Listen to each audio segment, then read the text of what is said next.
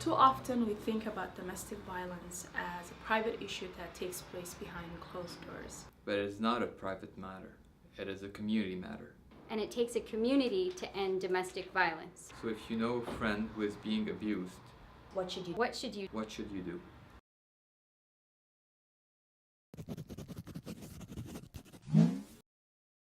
The abuser may have told her that no one would believe her. So your words can go a really long way. It could be something as simple as saying, I believe you, I'm sorry this happened to you. Thank you for trusting me, for believing in me. People who are abusive often have a great public image, but don't let that get in the way of believing your friend. Listening can go a really long way.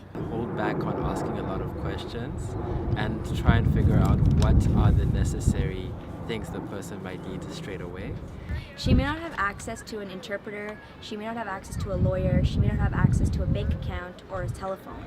She may not have access to childcare.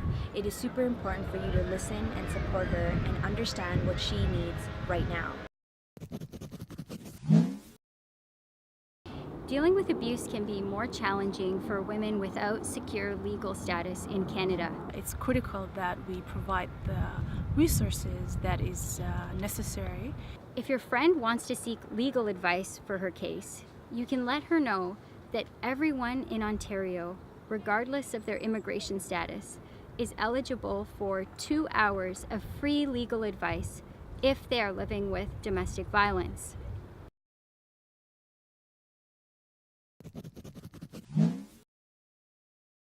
You can make a difference by checking in with your friend who's going through an abusive situation. Again, abuse and isolation go hand in hand together. So you have to realize that texting or sending a Facebook message might be risky. So checking in with the victim of domestic violence and finding out what are best ways to go about communicating with each other. Another resource that you can provide your friend is to connect with the Assaulted Women's Helpline, which is a 24-hour helpline that your friend can contact to receive support.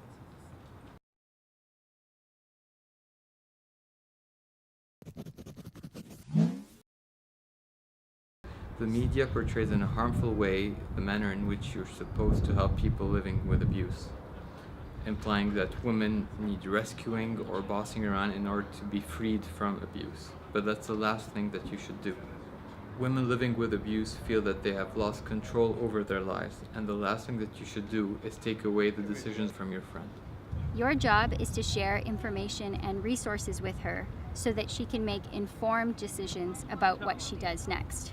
Research also shows that the time that a woman is planning to leave or actually leaves an abusive partner is a high-risk time for the domestic violence situation escalating to lethal violence. So what you don't want to do is pressure her or shame her if she doesn't leave.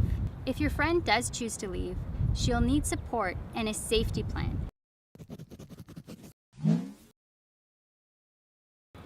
It might be difficult for your friend to find resources on her own, especially if the abuser is watching her. Taking ownership over finding the necessary or helpful resources for your friend is critical for her safety. Make sure that these resources that you find are the most comfortable in the language that she identifies with.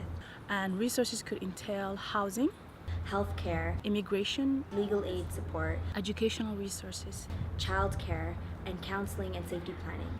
And when you are providing these resources to her, make sure that her abuser is not aware of it. Give it to her in a way that is safe.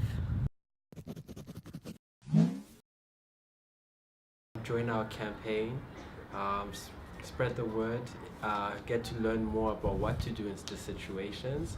And if you see someone within the community blaming victims of domestic violence, it's our role, your role, everyone's role to speak up and to support victims of domestic violence, to educate our community members, our family members, our friends about domestic violence. And be the best ally that you can be.